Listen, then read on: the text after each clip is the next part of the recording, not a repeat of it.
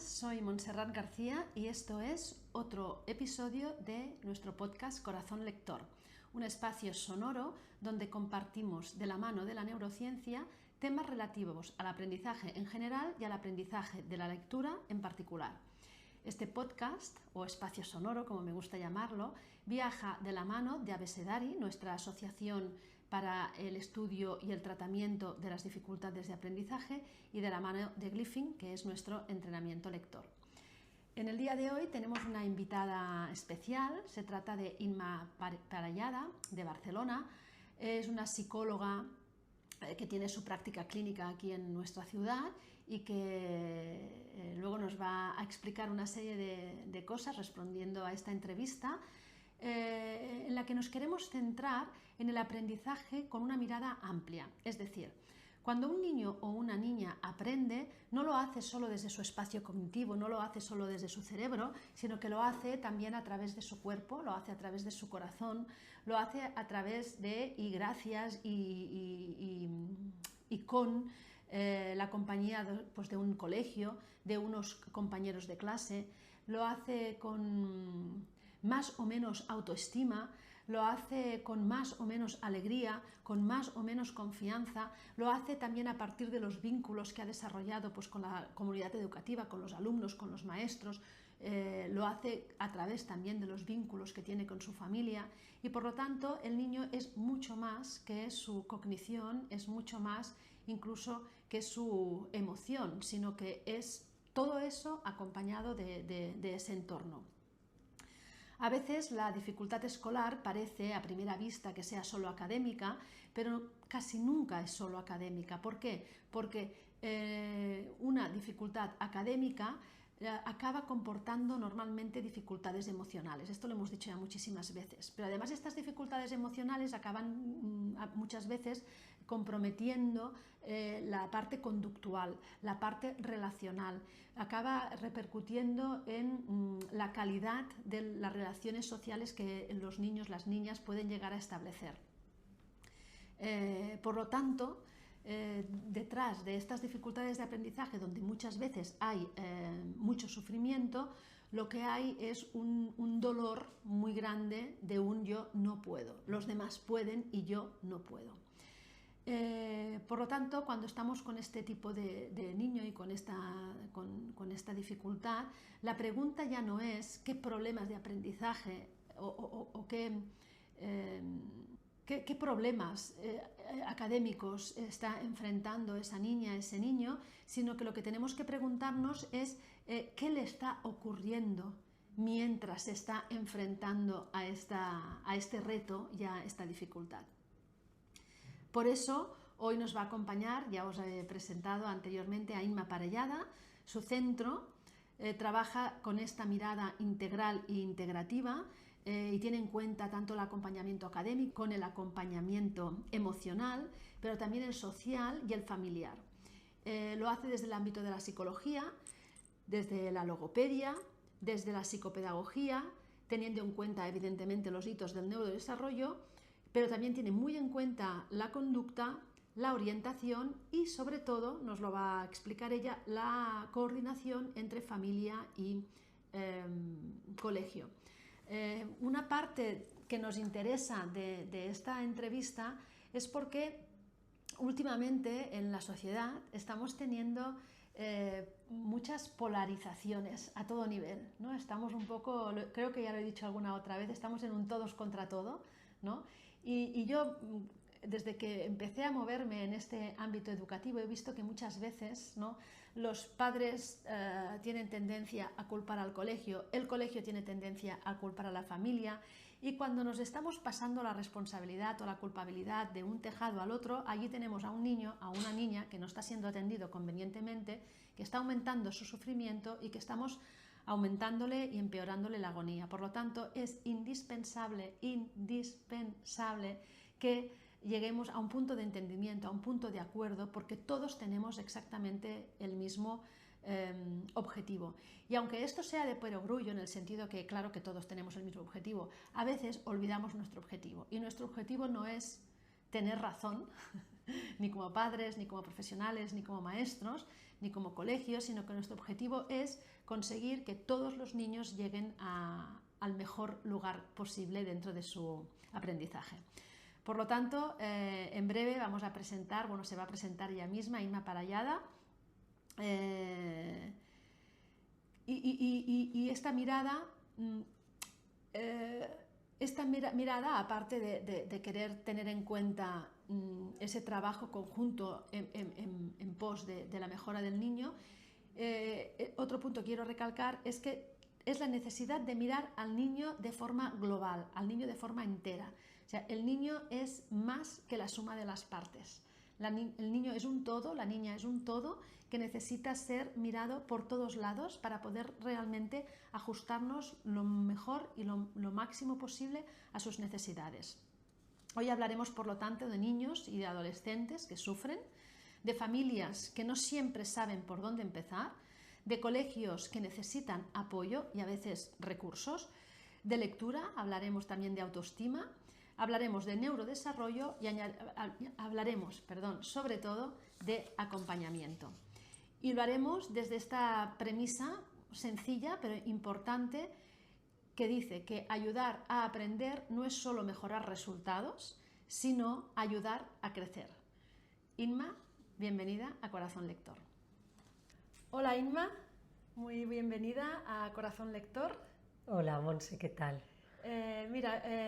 Yo te he presentado ya un poquito en la introducción diciendo que eres psicóloga, que estás aquí en Barcelona, que tienes un centro que ahora nos explicarás cómo trabajas, pero ¿quieres tú misma presentarte a Sí. nuestro público que igual no te conoce? Lo primero, mil gracias por invitarme porque me hace mucha ilusión. Yo he sido usuaria de Glyphing con mis hijos y creo que es una metodología que funciona, entonces me he sentido muy privilegiada de que me podáis invitar. Yo os cuento, yo soy psicóloga, empecé primero en una rama muy clínica al acabar la carrera y después pasé a la rama más docente, entonces he estado pues entre unas cosas y otras y un colegio y otro, pues más de 11 años trabajando en colegio. He trabajado tanto como profesora como en el departamento de orientación. Entonces hubo un momento en el que vi unas necesidades en el sistema educativo que el sistema educativo no podía cubrir y fue cuando me planteé abrir el centro.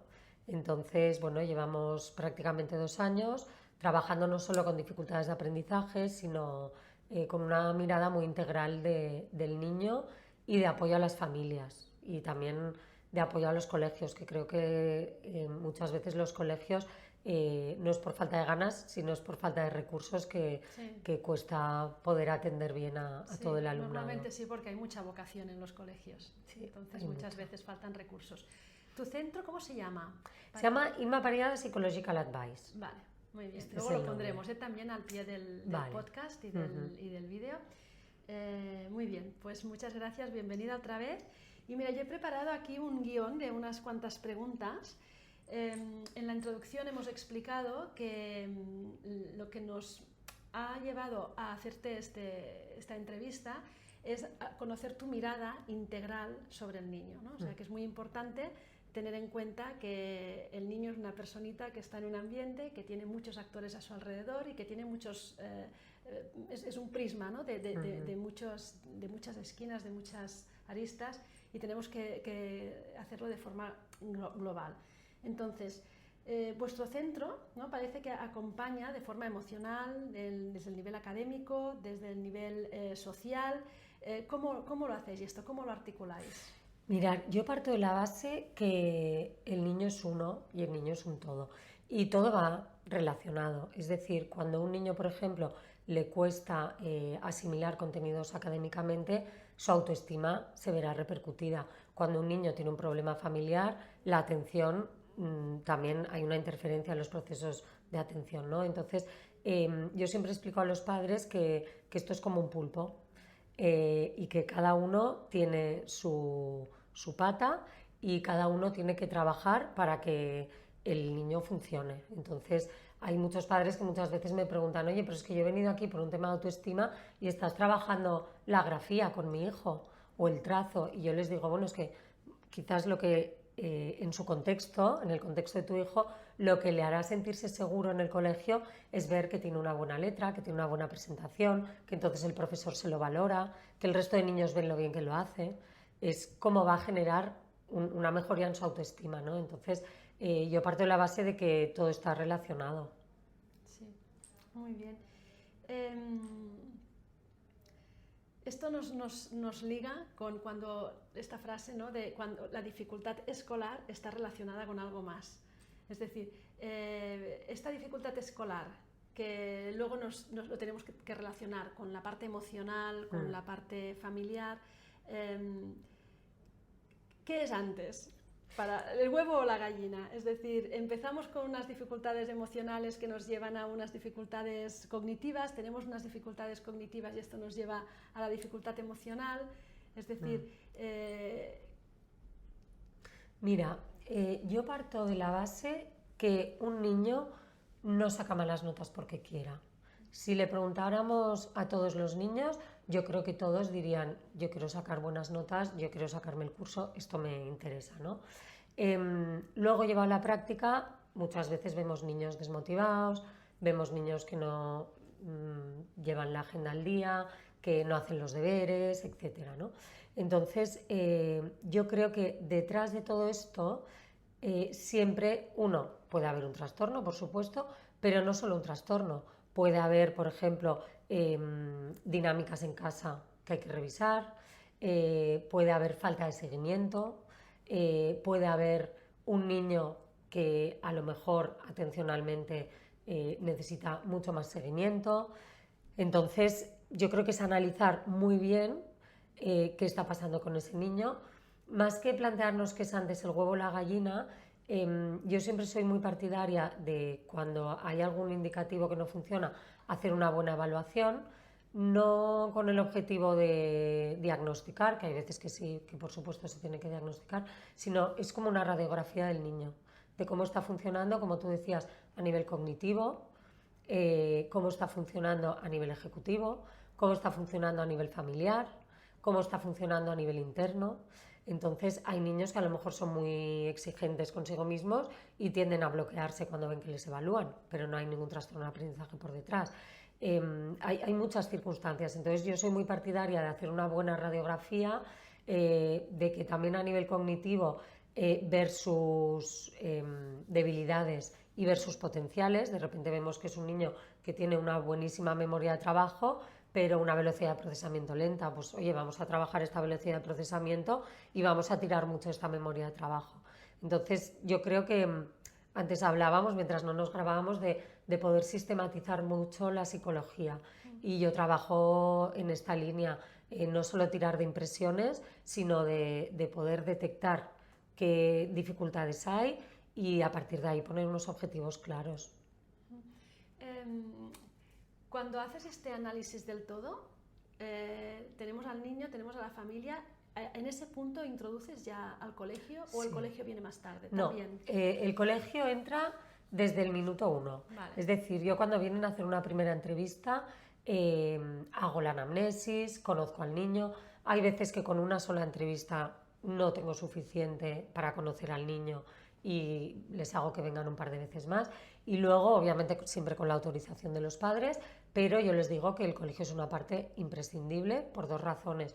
Uno, los niños pasan muchas horas en el colegio, por lo tanto, si hay algo que no está funcionando en el colegio hay que solucionarlo, y dos, porque los profesores ven mucho sobre ese niño, también porque están muchas horas. Entonces, para mí es muy importante ver el funcionamiento del niño, no solo a nivel académico, sino también a nivel social. A nivel relacional hay mucha parte que los padres no pueden ver en el día a día y en el colegio sí. Entonces yo siempre procuro introducir al colegio lo más rápido posible, porque además ellos plantean muchas dificultades y luego parte de la solución muchas veces es el colegio. Entonces para mí el colegio es básico. ¿Y normalmente encuentras una buena respuesta, tanto de padres, o sea, es decir, no es que el colegio no quiere participar, los padres no quieren participar, o sea, aquello de que, oye Inma, te dejo aquí el niño y ya me lo devolverás arreglado? Ya, mira, yo parto siempre de la premisa que te están trayendo a lo que más quieren. Muy bien. su bien más preciado. Entonces, yo parto de esta premisa porque creo que yo he de valorar esto, para mí es un regalo, que de repente alguien me traiga su bien más preciado cuando tienen que solucionar un problema. Y así lo trato al niño, como el bien más preciado, y creo que esto los padres lo reciben, entonces hacen que se sientan súper a gusto. Yo intento, y entre comillas creo que lo consigo, no enjuiciar. Vienen muchos padres con mucha culpa y yo siempre digo la misma frase, oye, lo hacemos lo mejor que podemos y que salga lo que Dios quiera. Yo he hecho este refrán y creo que la educación tiene que ser así. Es decir, vamos a poner toda la carne en el asador, no solo los padres, sino el niño también. El niño ha de ser consciente de que hay un engranaje que se está poniendo en marcha y que él tiene que ser parte activa. Y el colegio también es muy importante. En la gran mayoría de veces yo siempre me encuentro con que los colegios tienen toda la predisposición a ayudar al niño. Hay veces que hay falta de recursos y hay veces que hay falta de entendimiento con la familia. Y yo también hago un poco de mediación entre colegio y familia. Yo creo que los padres y las familias muchas veces tienden a llevarse muy bien hasta que aparece un problema. Entonces, cuando aparece un problema y es un problema de su bien más preciado, pues hay veces que la naturaleza humana sale sobre proteger, cuestionar el papel del colegio, ¿no? Entonces, yo también hago un trabajo con los padres de, uno, confiar en el colegio. Si tú no confías en el colegio, plantéate un cambio, porque tu hijo pasa muchas horas. No puedes estar cuestionando todo el rato lo que hace el profesor, cómo lo hace. Y luego, por otro lado, traslado una situación a lo mejor de sufrimiento, vulnerabilidad o falta de recursos por parte de la familia que muchas veces el colegio no es consciente porque no viven en las casas, ¿no? Entonces ahí siempre acabamos encontrando un punto de encuentro donde rebajamos tensiones y objetivizamos puntos de trabajo, ¿no? Y el tema del pulpo que te he dicho antes, pues oye, en casa hay que trabajar cosas, el niño tiene que trabajar cosas y el colegio tiene que trabajar cosas. Entonces ahí, nosotros por supuesto, entonces ahí tiene que haber una comunicación súper fluida para que Qué todo importante funcione. esta parte, de poner a todas las partes en solfeo para que trabajen a favor. Nosotros esto le llamamos el triángulo. El triángulo. ¿No? Que tenemos al niño dentro y estamos pues los padres, el colegio y el profesional y que todos, al final, todos queremos lo mismo. Y para esto hay que dedicar mucho tiempo. O sea, muchas veces como psicóloga me sale el, oye, tenemos que trabajar esto, la comprensión lectora, y dices, bueno, sí, pero es que primero tenemos que hacer este engranaje. Si esto va bien, todo va fluyendo mucho más. Pero tiene que haber un trabajo previo de comunicación, de conocerse y de confianza. Muy bien, y me ha apuntado dos cosas que luego al final a ver si las voy a recuperar porque me gustan mucho. Yo digo que cuando la gente habla, ¿no? Pues soltamos perlas de cuando en cuando y para mí ahora ha saltado dos perlas. Una era, tengo que valorar el bien más preciado. O sea, no solo el hecho de que te das cuenta de que te traen al bien más preciado, sino que lo que tú has dicho, yo tengo que valorar y agradecer que están poniendo en mis manos a su bien más preciado. Claro, esto es un respeto hacia el otro muy, muy, muy grande y muy bonito. Y luego también has dicho el no juicio, que esto también es difícil, es difícil. Mira, te diré que a mí me cuesta poco no juzgar, ¿Te cuesta poco? Sí, pues tengo esta suerte, pero yo creo que todos los padres que llegan a consulta llegan teniendo un problema y sin saber la solución y que lo han intentado hacer lo mejor posible, bien o mal, pero lo han intentado hacer lo mejor posible. Y a lo mejor ha sido por falta de conocimiento, falta de recursos y llegan queriendo solucionar un problema. Entonces, pues yo tengo esta facilidad, que llegan con blanditos y con ganas de cambiar las cosas. Entonces yo por eso tiendo a ser bastante minuciosa porque hay que plantearles objetivos muy pequeños, que puedan cumplir, que vean un fruto en esos objetivos, ¿sabes? Porque es muy fácil decir, bueno, tu hijo tiene que leer más, o tu hijo, bueno, sí, pero es que mi hijo es disléxico y no le gusta leer, es que tenemos este problema. Yo también pongo muy en valor esto porque vienen muchos padres muy frustrados, es que a mi hijo no le gusta la lectura y he intentado que le guste. Bueno, es que tu hijo tiene un problema con la lectoescritura. Tendemos a evitar lo que no nos gusta hacer. Claro. Yo pongo un ejemplo que es montar muebles de IKEA. Odio montar muebles de IKEA. En cuanto veo unas instrucciones, entro en cortocircuito y lo que hago es evitarlo. Sí, Evito eso y intento pues, que lo haga mi marido, que lo haga mi hermano o contrato a cualquiera que me monte el armario, ¿no? Entonces, esto los niños no tienen esta capacidad de decisión. Están 8 horas... Se lo damos. Claro. Le damos el mueble de IKEA y le decimos espabilate. Claro, y entonces están 8 horas en un sitio haciendo algo que no se les da bien y que evitan hacerlo. Entonces eso genera una frustración enorme. Sí. Y a los padres también, obviamente, porque los padres están ahí machacando para que su hijo lo haga. Muy bien, pues lo he querido remarcar porque lo de no juzgar es algo que no es fácil de conseguir y en cambio es muy necesario cuando estás trabajando con material sensible, ¿no? Claro. Porque además es lo que tú has dicho, vienen con mucha culpa y la culpa normalmente no nos ayuda. Entonces, rebajar esto, pues creo que es una parte muy... Yo siempre digo la frase de si lo hubieras podido hacer mejor, ya lo hubierais hecho. Claro. Ya está, o sea, es que no... vamos a buscar soluciones. Claro. Y parte de la solución es que ellos cambien cosas, seguro, ¿eh? Pero no desde la culpa, sino desde el aprendizaje. Muy bien, sí. ¿Qué señales alertan a las familias o deberían alertar a las familias? Porque este para mí es un punto crucial, ¿no? Nunca sabes si estás dentro de la normalidad o no, o ya tienes que consultar, ¿no? Es algo que hay como una parte como de sombra que no sabes si tienes un problema o todavía no. ¿Cuáles son esos signos que tienes que decir, mira, si te está pasando esto y no has ido a un profesional, tienes que ir? Mira, yo creo que hay 2 puntos. Uno, que todos los extremos son malos. Entonces, si tú ves a tu hijo que tira para un extremo, es decir, es demasiado introvertido o que tira para el otro, oye, es que es demasiado impulsivo, pues quizás tenemos que plantear, o sea, nunca te vas a arrepentir de hacer una primera visita. Lo mismo con, es que tengo un hijo que no estudia nada o tengo un hijo que estudia demasiado. Tengo un hijo que le cuesta relacionarse mucho porque no tiene habilidades sociales. O sea, siempre que haya un punto que preocupe a los padres, creo que siempre es bueno buscar asesoramiento. No todas las veces un niño acaba en terapia, por lo menos en mi centro.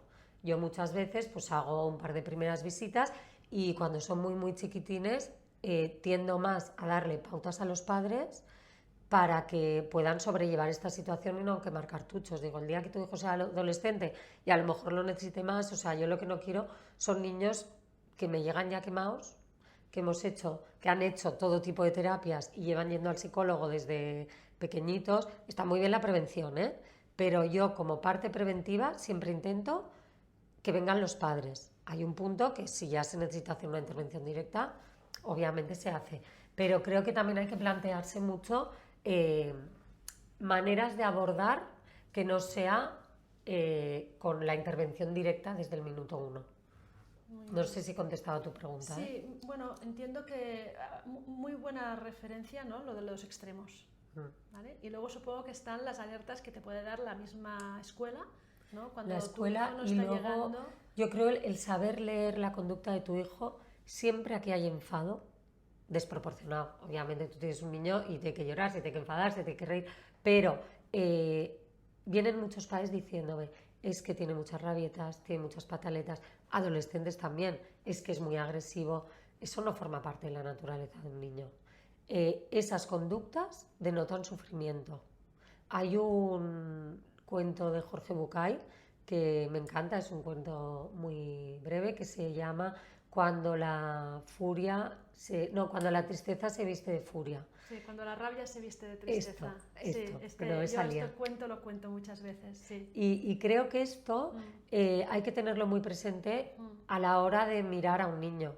No solo a tus hijos, yo tengo 4 hijos, no solo a mis hijos, sino a un niño que te llega enfadado, que te lleva rabioso, que ves que insulta a la madre, dices, ¿qué está pasando aquí? Sí. No es natural que un niño de 7 años insulte a su madre. Sí, esta rabia esconde tristeza, esconde frustración.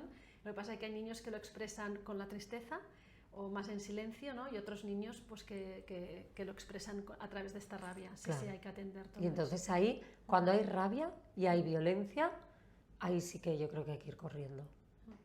Muy bien, muy bien. ¿Cómo se le explica a un niño? Es decir, ahora estábamos hablando de los padres, estábamos hablando del colegio, pero al final el niño tiene que venir a tu centro, tiene que ir a un centro que puede ser con temas de psicopedagogía, con temas psicológicos. ¿Cómo se le explica al niño para que lo pueda aceptar bien? Mira, yo creo que depende mucho de la edad. Si son muy chiquitines, hay muchos padres que me dicen, ¿qué le explico? Digo, mira, como primera visita dile que vas a jugar y ya está. Hay niños que saben lo que es un psicólogo y no quieren venir, ¿no? Entonces, yo siempre les hago la pregunta cuando vienen de, ¿sabes por qué has venido? ¿Te han explicado tus padres? Y te sorprendería porque muchos me dicen no. Hemos cogido hora y no me han explicado. Tal como le dices a tu hijo, llevamos al dentista que tiene revisión o tienes una caries, hay veces que plantan al niño ahí y el niño no sabe qué hace ahí, ¿no? Entonces yo siempre les explico que mi trabajo consiste en ayudar, que tengo este regalo. Y digo, y vienen niños con diferentes tipos de dificultades o pidiéndome ayuda por diferentes temas. Digo, hay niños que son muy tímidos, hay otros niños que les cuestan mucho los estudios, hay niños que se enfadan mucho o hay niños que no se llevan bien con sus padres. ¿Tú en qué crees que necesitarías ayuda? Entonces yo parto de ahí. No parto del hecho de tener que ir al psicólogo, parto de ¿por qué crees tú que tienes que estar aquí? Y también que los padres, allí, en cuanto me dice el niño, yo no sé qué hago aquí, también hago entrar a los padres y les digo, oye, vamos a hablar, porque a lo mejor tu hijo cree que necesita venir por unos temas y tú por otros, ¿no? Entonces también empieza ahí un vínculo de comunicación entre los padres, que la mayoría de veces lo han hecho por ir de bólido, por no darse cuenta, o sea, hablamos lo de siempre, con la mejor de las intenciones lo han hecho, pero se les ha pasado decirles por qué van. Sí, sí. ¿No? O a lo mejor porque no saben cómo explicarlo. Entonces dicen, bueno, ya lo hará Inma. Sí, también puede ser. ¿No? Que ella seguro que sí que lo sabe explicar, ¿no? Yo tengo aquí un apartado, ¿no?, que habla de algo que en Corazón Lector hablamos mucho, que es autoestima, rendimiento y lectura. Entonces, nosotros esto lo hemos explicado muchas veces, pero me gustaría escuchar cómo lo explicas tú, ¿no? O sea, esta relación entre la lectura, el rendimiento académico y la autoestima del niño. Mira, yo creo que la autoestima, ya no en los niños, sino en todo el mundo, la autoestima es la base de todo, de todo. Tú no eres capaz de hacer bien tu trabajo si no crees que lo puedes hacer bien. Tú no eres capaz de tener una familia si no crees que lo vas a poder gestionar. Yo creo que y te voy a pintar la parte contraria. La falta de autoestima puede destrozar todo.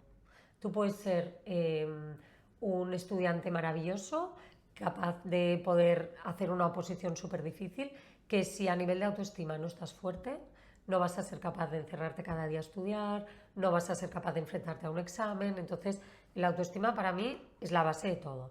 Relacionado con el rendimiento académico. Claro, son niños y adolescentes que se pasan 8 horas de lunes a viernes en un sitio parto de la base de niños que tienen problemas con la lectura y el rendimiento académico, haciendo algo que no se les da bien, ¿no? Entonces, si a mí me pusieran, vuelvo al ejemplo de IKEA, de lunes a viernes, 8 horas a montar muebles de IKEA, yo acabaría pensando que soy tonta, ¿no? Si me pusieran de lunes a viernes 8 horas en una clase de ingeniería industrial, que a mí no se me da bien, pues acabaría pensando que soy tonta, ¿no? Entonces, es lo que les pasa a estos niños. Tengo un problema con los estudios, pero estoy 8 horas de lunes a viernes haciendo algo que no se me da bien. Por lo tanto, la autoestima baja. ¿Manera de abordarlo? Lo primero, explicárselo. Oye, chaval, que es que esto no es todo en la vida. Esto es una parte muy mínima de la vida. Tú tienes muchísimos más potenciales y muchísimas más cualidades que leer. La lectura, cuando tú creces, pues acaba teniendo un papel a lo mejor más secundario, o puedes tener más ayudas, más recursos. Tú podrás trabajar en lo que te guste, que a lo mejor la lectura no tenga un papel tan primordial, ¿no? Entonces, darles un poco esto más destinado a secundaria, que los niños ya vienen muy frustrados, el darles un poco de horizonte en todo esto, ¿no? Y luego, por otro lado, desdramatizar. Desdramatizar. Y luego, por otro lado, oye, hay una dificultad que no es todo en la vida, pero, tío, lo tienes que pasar, porque hay una edad que tenemos que pasarlo. Entonces, a donde no llegues, vamos a llegar juntos, pero vamos a llegar. Y esto es un cada día, poco a poco. El resultado académico no te define lo que vales, lo listo que eres, porque la inteligencia es otra cosa. Yo creo que hay que explicarles muy bien qué es la inteligencia. Y para eso me viene muy bien muchas veces hacer la evaluación, para decirle, chaval, es que eres listo, es que mira lo que ha salido. ¿Que tienes una dificultad con la lectura? Sí, pero oye, vamos a buscar estrategias y vamos a buscar soluciones, ya está, ¿no? Entonces, el desdramatizar un poco, porque esto a los padres les da mucho vértigo. Mi hijo saca malas notas, va a ser un fracasado. No, entonces a mí me encanta poner ejemplos cercanos de... Yo le digo, ¿no tenéis ningún amigo que era un cafre en el colegio y ahora le ha ido como un tiro? Me dicen, sí. Pues vamos a relajarnos, vamos a trabajar. Es muy importante, y con esto no quiero transmitir que no es importante el trabajo, no, más bien el contrario, yo soy súper metódica y en mi casa soy de verdad de rutinas y que trabajen cada día, pero sí que es verdad que muchas veces nos metemos tanto en el día a día que nos falta horizonte. Y hay que darles desdramatizar no significa dejar de hacer lo que se tiene que hacer. Totalmente. Ya lo has dicho antes también, has dicho nos vamos a relajar, lo cual no significa que nos vamos a trabajar hacia donde buscando nuestros objetivos, ¿no? Y a exigir. Claro, o sea, yo creo que a nuestros hijos tenemos que exigirles trabajo, que exigirles rutina, que exigirles esfuerzo, porque sin eso tampoco van a ir a ningún lado. ¿Cómo llevas esto? Que estamos en una época en que esto no tiene éxito, esta fórmula no tiene éxito. Ya. Eso de exigir trabajo, exigir esfuerzo, esto que va ligado con otra pregunta que no sé si la tenía ahora o más tarde, pero ya te la hago ahora, ¿no? Que la línea entre ayudar y proteger y sobreproteger. Y creo que está emparentado, ¿no? Con esta parte de pedir esfuerzo y exigir. Claro, yo mira, creo que es muy difícil exigir a un niño cuando no sabes hasta dónde puede llegar. Y esto a mí también me ha pasado como profesora. Es decir, cuando tienes que hacer una adaptación curricular, hay veces que si no tienes claro el perfil cognitivo del niño, lo que está trabajando en casa, si no tienes toda esta radiografía y ves que el niño te suspende, claro, hay veces que lo rápido es bajar el nivel, ¿no? Y dices, oye, no, antes de empezar a bajar el nivel, vamos a analizar. Y volvemos al teorema del pulpo, ¿no? ¿Qué puede hacer la familia? Tú puedes pedirle la agenda cada día a tu hijo, porque este es otro tema de la autonomía que daría para otro podcast, ¿eh? Pero concepto de autonomía. Hay niños que tengan la edad que tengan, no son autónomos. Tú a tu hijo no vamos a pedirle autonomía cuando no la tiene. Vamos a salvar el curso y ya trabajaremos la autonomía, ¿no? Entonces, hay madres que me dicen, ¿le he de pedir la agenda en segundo de la ESO? Pues a lo mejor sí. A lo mejor sí, ¿no? Pero tú estate encima de tu hijo. Ya trabajaremos la autonomía más adelante. Pero ahora hay que salvar el curso, ¿no? Entonces, tú pídele la agenda, preocúpate de que haga los deberes, preocúpate de que estudie, yo te daré estrategias para que en este sentido vuestra casa no sea un campo de batalla. ¿Qué pueden hacer los padres, no? ¿Qué puede hacer el colegio? Oye, ¿cómo nos podéis ayudar? En el colegio podéis ayudarnos a que este niño se apunte todo, podéis ayudarnos a que este niño no se bloquee en los exámenes, vale. ¿Qué puedo hacer yo? Oye, por mi parte voy a hacer coordinaciones con el colegio, con la familia, y luego yo le digo al chaval, ¿qué vas a hacer tú? Porque aquí hay un engranaje, te estamos dejando todos la bicicleta perfecta, pero el que tiene que pedalear eres tú. Entonces, yo esto lo bajo a objetivos súper concretos y súper medibles. Entonces, ahí es mucho más fácil no caer en la sobreprotección, no caer en el exceso de exigencia, no caer en el exceso de buenismo, porque tú siempre es mucho más fácil cocinar cuando tienes la receta, ¿no? Entonces yo lo que procuro es darle la receta a los padres y que sepan por dónde tirar. Entonces ahí los niños también reciben que es todo mucho más coherente, porque es todo mucho más estructurado, el niño se siente más seguro, el colegio se siente más seguro, los padres también, y ahí es donde podemos exigir. Si yo sé que con mi hijo puedo llegar hasta aquí, le voy a exigir hasta aquí. Y esto yo también lo hago con mis hijos. Oye, tú lo que tienes que hacer es hacer deberes. Si no entiendes algo, yo te ayudo, pero tú empieza con los deberes, ¿no? Entonces, yo creo que los niños tienen que percibir que se les exige, ¿no? Se les exige bien. Siempre es mejor tener un jefe que, ¿no? que te trata bien y que tenéis buen rollo y trabajas mucho más y mucho mejor, pero sabes que el trabajo se te va a pedir, ¿no? Y que el trabajo tiene que estar hecho. Sí, me ha apuntado también que has dicho, lo primero que has dicho es muy difícil exigir si no sabes hasta dónde puede llegar. Entonces volvemos a lo del principio, ¿no? Que has dicho yo de forma metódica y estructurada, tengo que analizar a este niño y además desde todos los ángulos. Y también analizar a la familia. Por eso, desde todos los ángulos. Claro, porque la exigencia, yo a los padres también les exijo cosas, pero yo también les digo a los padres, no te metas en una batalla que vas a perder. Si sabes que a tu hijo le vas a pedir, me invento, que deje el móvil y no lo va a dejar y vas a perder esa batalla, entonces vamos a trabajar primero para que tú ganes esa batalla, ¿no?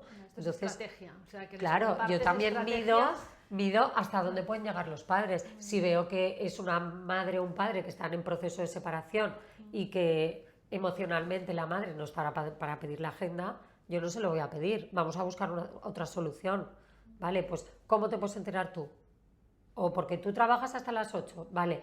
Pero, o sea, yo intento adaptarme mucho en analizar muy bien lo que hay, ver qué objetivos hay y cómo cumplirlos, pero cumplirlos de una manera realista, porque luego... Esto genera, iba a decir, expectativas realistas y por lo tanto es más fácil conseguir el éxito. Claro, una madre que llega a las 9 de la noche cada día de trabajar es inviable. Sí. Es que prefiero que hablen de cómo les ha ido el día y que en esto pues lo puedan delegar en otra persona o, ¿sabes? Entonces es analizar mucho cada familia y cada situación. Muy bien. Y luego también me gusta que has hablado de estructura, de dar estructura, y esto lo ligo con el podcast anterior que entrevisté a Silvia Figliacone, que es una psicopedagoga argentina que ha escrito muchos libros y que tiene mucha... hablando de este tema de la sobreprotección, porque a ella también le interesa mucho este tema, me dijo, he cambiado la palabra límites por la palabra estructura. Porque noto hoy en día que cuando yo hablo de hay que poner límites, la gente se me contrae, ¿no? Y entonces a lo mejor ya pierden las ganas de escucharme. Entonces yo he cambiado límites por estructura y me ha gustado porque tú has hablado de esta estructura, ¿no? Esta estructura que es, vale, tú dónde puedes llegar, dónde tienes que ir, cómo lo puedes hacer, yo te voy a dar unas recetas, ¿no? Que te van a dar esta estructura para poder... Y luego un tema que me encuentro mucho en consulta que va relacionado con los límites. Yo creo que la gran mayoría de padres que vienen a mi consulta, hay algunos que no, pero la gran mayoría tienen claros los límites. Es decir, saben lo que está bien, lo que está mal, ellos han sido padres exigidos, entonces ahí se mezclan muchas cosas, ¿no? Se mezcla que a lo mejor quieren compensar patrones de educación que han recibido ellos, pero luego también se mezcla en que ellos tienen claros los límites y lo que quieren, pero no saben hacerlo, no lo saben ejecutar con sus hijos. Y parte de esa falta de no saberlo ejecutar, yo he detectado, pero lo detecté también como madre, es la falta de tiempo. Yo he visto que cuando yo tengo tiempo con mis hijos, soy mucho más capaz de poner el límite bien, de poner un límite coherente, de decir que sí o que no coherentemente. Entonces, claro, ahora me dirás, Inma, vamos de bólido. Muchas de las decisiones que tomamos como padres no las pensamos y en realidad tenemos tiempo. Te voy a poner un ejemplo clarísimo. Vas por la calle, sales del colegio, que los niños siempre hay alguno que sale enfadado, que sale acalorado, que se ha enfadado con no sé quién tal. Entonces pasas por el chino, quiero esto, me compras esto, oye, es que me falta no sé qué, entonces es como que te van ametrallando con 1000 cosas, ¿no? Entonces al final acabas diciendo, sí, o basta, que no, ¿no? Y entonces en realidad no estás pensando. Entonces muchas veces es decirles, claro, estás reaccionando. Muchas veces es, para un momento, vamos a apuntar lo que necesitas, lo que quieres y y vamos a analizarlo. Y entonces muchas de las cosas que piden no son para ya. Puede ser que se lo hayan pedido para mañana. Vale, apúntalo, vamos a casa, luego me escapo al chino si hace falta, pero espera, vamos a ver si hay una regla o una escuadra o un cartabón en casa, ¿no? Entonces, con esto, uno, trabajas a ti mismo, el saber poner límites, y dos, el posponer la recompensa al niño. Porque los niños ahora, con todo lo del scroll infinito y todo esto, están como muy acostumbrados a que todo tiene que ser ya. Entonces, el trabajar la paciencia. Y dentro de esta paciencia hay que trabajar que a lo mejor tú estudias para un examen y ese no lo apruebas. Pero eso no significa que no hayas aprendido, es que a lo mejor apruebas el siguiente. Este esfuerzo que has hecho no cae en vano, ¿no? Entonces, el poder trabajar la paciencia. Cuando te piden un plan, ¿puedo ir ya? Un momento, déjame llamar a tu padre, lo hablamos y, ¿no? Entonces, esto hace que la educación sea como mucho más coherente. Porque si no vamos como pollo sin cabeza y lo que estoy diciendo ya sé que es muy básico, pero es que luego te prometo que en el día a día, es que a mí me ha pasado como madre, que sales y son como 1000 estímulos y cada uno te dice la suya. No, es básico, pero no solo en la familia. Mira, a mí esto me ha pasado en el trabajo. Es decir, de que estás con muchas cosas y viene alguien y te hace una pregunta y a lo mejor no es tan importante responderla inmediatamente. A lo mejor hay que decir, oye, espérate un momento. Yo he tenido que decirlo aquí, ¿no? Claro. A veces en inglés. Y la respondes mucho mejor. Oye, no me puedes preguntar esto mientras estoy corriendo, yendo al baño entre dos videoconferencias, porque claro, yo con mis ganas de ayudarte te contesto rápido y luego a lo mejor no es la mejor respuesta, porque es que no he tenido tiempo de pensar. Y seguramente, yo siempre, una frase que digo siempre es, no estamos operando a corazón abierto, por lo tanto, oye, no me puedes preguntar esto mientras voy de bólido entre un punto A y un punto B. Pero yo también tengo que decírmelo a mí misma, tengo que decirme, hey, no, momento. Hay tiempo, es que en realidad hay más tiempo del que pensamos. Y lo mismo pasa con las pataletas, que muchas veces yo lo que veo es que cuando un niño tiene una desregulación emocional bestial, a lo mejor por una tontería, porque el niño no se quiere ir del parque y ¡pah! Y el niño explota, intentamos que el niño en ese momento entienda todo. Ahí no puede. Cuando no está escuchando. Ahí no puede. Ahí es bajar revoluciones y a lo mejor el castigo, porque lo que nos sale como padres a veces es decir, pues estás castigado, no sé qué. Entonces, el castigo que pones en ese momento, ni tú lo has pensado, porque lo estás haciendo desde el enfado, ni el niño te está escuchando, ni luego lo cumples. Entonces, yo les digo a los padres, es que la consecuencia no tiene que ser inmediata. Es que primero que se calme y a lo mejor podemos decir, hablamos esta noche de esto. Ya lo hablaremos, que lo tengo que pensar. Entonces el niño ve mucha más coherencia en la educación, en los límites. Hay una comunicación entonces con tu pareja de poder pensar bien, porque todos en un momento dado hemos puesto un castigo que nos hemos arrepentido. Todos. Sí, porque a veces el castigo es peor para ti que para el otro. Totalmente. Sí. Y entonces yo creo que el factor tiempo, yo les digo mucho a mis padres, a los que vienen a consulta, tenemos más tiempo del que pensamos. Entonces, no tiene que ser una respuesta inmediata. Tenemos más tiempo del que pensamos. Esto es oro, porque hoy en día nos falta tiempo. Tenemos más tiempo del que pensamos. Te hablo de para tomar decisiones, para, ¿sabes? Sí. Porque pretendemos que nuestros hijos sean reflexivos, sepan parar y luego nosotros vamos a saltar. Pero ¿sabes qué es esta frase? Que de la misma manera que hemos dicho, vamos a desdramatizar, pero eso no quiere decir que no nos vayamos a ocupar. Esto es lo mismo. O sea, vamos a ser conscientes de que necesitamos ponerle un poco más de cabeza a este asunto. Por lo tanto, no lo vamos a hacer corriendo, porque no estamos operando a corazón abierto, sino que déjame un minuto y si no lo tengo ahora lo voy a tener más tarde. O sea, esto baja revoluciones también para nosotros y nos ayuda a poner conciencia. Es muy buen consejo este. Y con los adolescentes también, es que tengo este plan y van todos y si no digo ya que sí, bueno, oye, si llegas 10 o 15 minutos tarde a este plan, no pasa nada. Quiero enterarme de qué hay, quién hay, cómo se ha organizado. Y la mayoría de veces no está bien organizado. Entonces, eso te da como más tiempo para poder hablar con tu hijo que lo entienda. Porque si no, si tú no tienes la información, es que no estás vendido. ¿No? Sí. No, me gusta mucho porque todo lo que estás diciendo nos ayuda a bajar.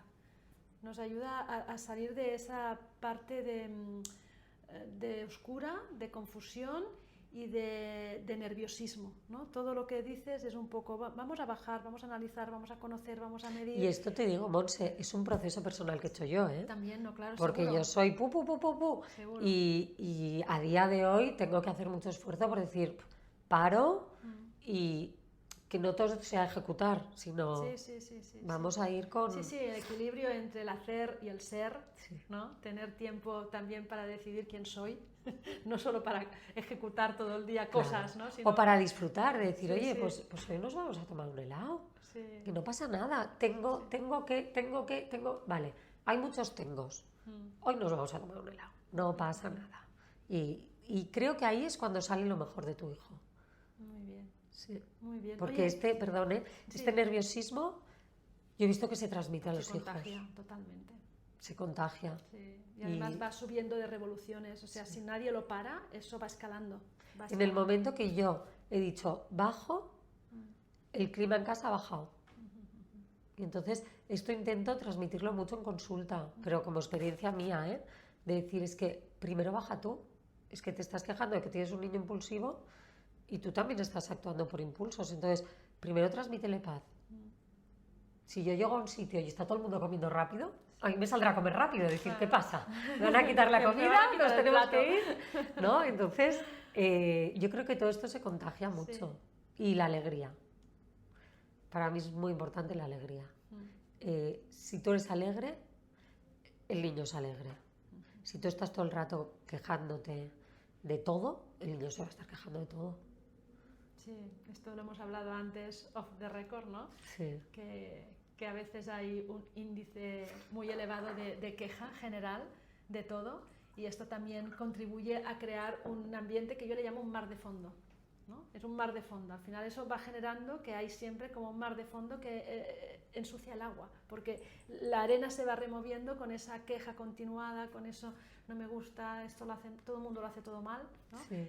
Yo en una charla en un cole que hice a principio de curso, relacionado con esto, que mi discurso de hay que confiar en el cole obviamente se puede equivocar en muchas cosas, pero hay que buscar la solución desde somos un equipo, no desde yo soy un cliente y me vas a oír, ¿no?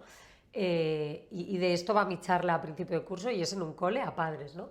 Y entonces, para mí, hablando de los puntos medios, yo les dije, mirar, la sobreprotección incapacita, porque si tú estás sobreprotegiendo a tu hijo en todo, le vas a transformar en un inútil, y la sobreexigencia bloquea.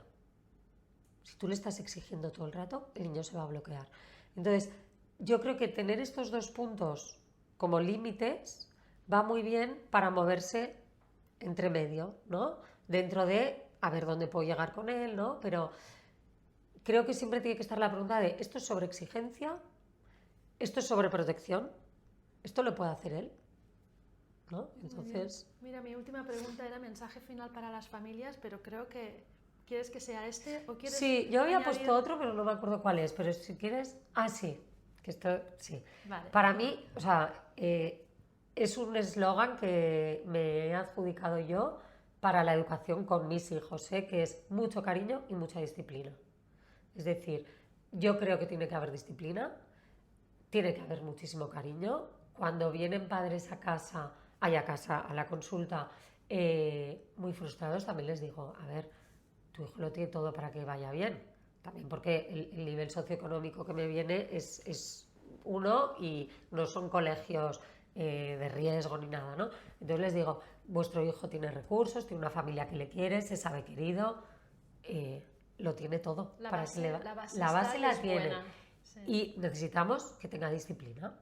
Entonces, con mucho cariño y mucha disciplina. Sí, que lo de cariño y disciplina es como lo de amor y límites. Lo mismo, ¿no? Es lo mismo. Y entonces, si no sabes por dónde tirar, pues buscar ayuda. Muy bien. Sí. Inma, pues muchas gracias, me ha encantado. No, gracias a ti. Tengo estas perlas, lo de la estructura que nos reafirma el podcast anterior, lo de que es difícil exigir si no sabemos hasta dónde puede llegar. Esto es crucial y por lo tanto, si no sabemos dónde puede llegar a nuestro hijo, llevémoslo a un profesional que nos lo diga, ¿no? Que nos lo cuente. Tenemos más tiempo del que pensamos. Este creo que lo voy a imprimir y lo voy a poner por aquí. Y luego lo primero que has dicho, que lo voy a dejar como punto final, tengo que valorar que me están trayendo el bien más preciado.